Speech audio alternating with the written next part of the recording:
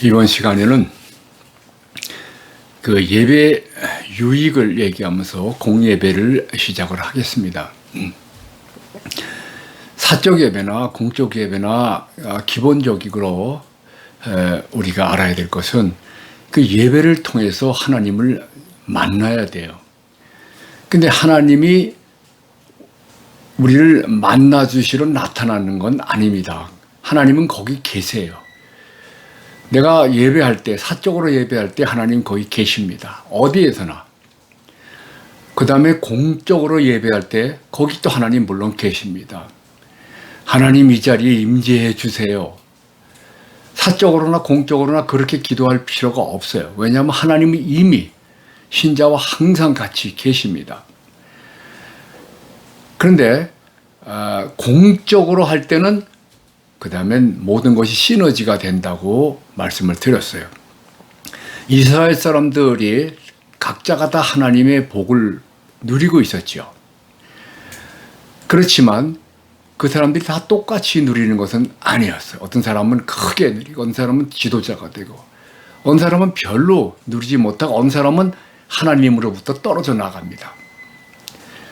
그 차이가 뭐냐면 그 반응에 있어요. 하나님은 똑같이 주시는데 하늘에서 비가 막 은혜의 비가 쏟아질 때 어떤 사람은 조그만 컵을 하나 들고 나왔고 어떤 사람은 아무것도 없이 그냥 구경만 하고 어떤 사람은 아주 큰 아주 용기가 굉장히 큰 것을 들고 나갑니다. 그때 그 은혜의 비 하늘에서 금싸라게 쏟아진다 할 때 누가 많이 받겠느냐.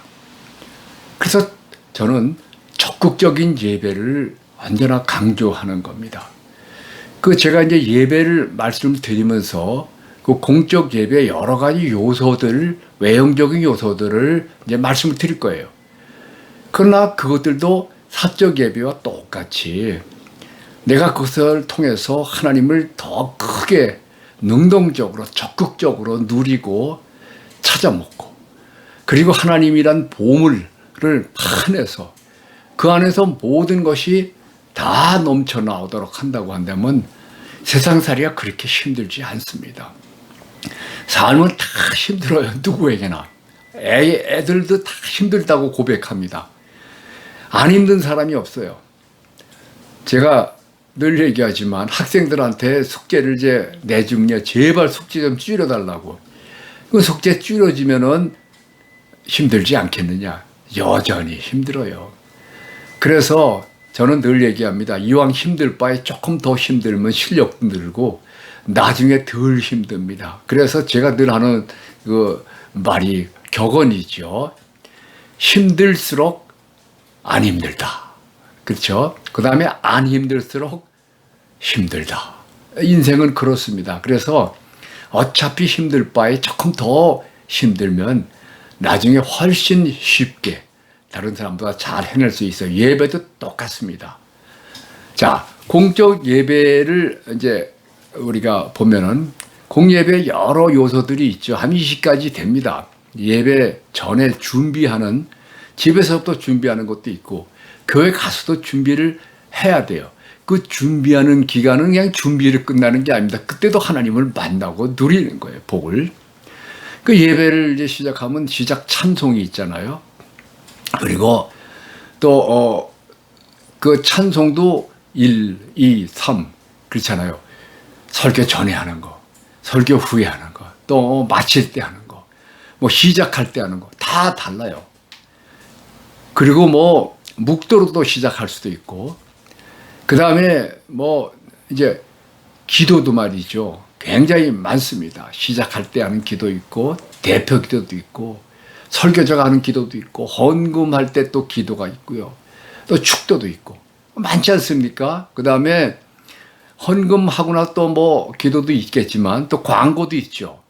여러 가지가 다 있는 거 예배 요소들이 많이 있습니다. 그 요소들이 그냥 지나가는 걸로 형식으로 끝나면 너무 손해보는 거예요. 그 요소 하나하나마다 새롭게 하나님을 느끼도록 좀 훈련해 보세요. 그러면 그 예배 시간이 참 너무 고맙고 감사하게 느껴질 겁니다.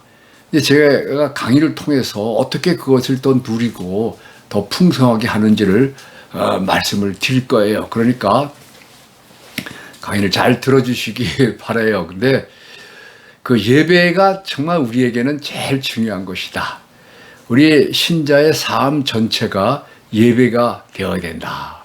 그러니까 공예배는 아까도 말씀드렸듯이 그 사적인 예배가 여러 사람이 합쳐가지고 100명이 모여서 하나님으로부터 그 시너지의 효과를 받는다. 그래서 시너지는 늘 얘기하듯이 1 더하기 1이 2가 아니라 10도 되고 100도 된다. 그럼 100명이 모였을 때 그 엄청난 힘은 이스라엘 사람들 보세요. 홍해를 갈라내지 않습니까? 또 요단강도 갈라지 않습니까?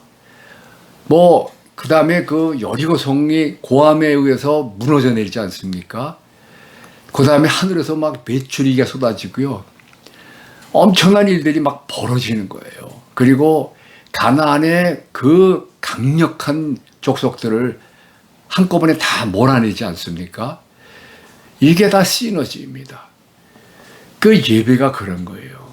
한 교회가 모여가지고 기도할 때 그 나라가 변하는 거예요. 지금 우리나라가 밥술이라도 먹게 되고 세계적으로 이제 앞장서는 나라가 되었어요. 제가 1970년대 미국에 공부하러 갈 때는 너무 우리나라가 뒤처져 가지고요. 갔다 올 때마다 너무 한심하고 답답하고요. 미국 가면 전부 새로운 것이고 공부하는 법부터 그다음에 그때는 차도 우리나라 없었는데 차 운전하는 거 그다음에 그 여러 가지 공공시설들 하는 모든 것들이 선진국 앞서가는 정말 놀랍습니다.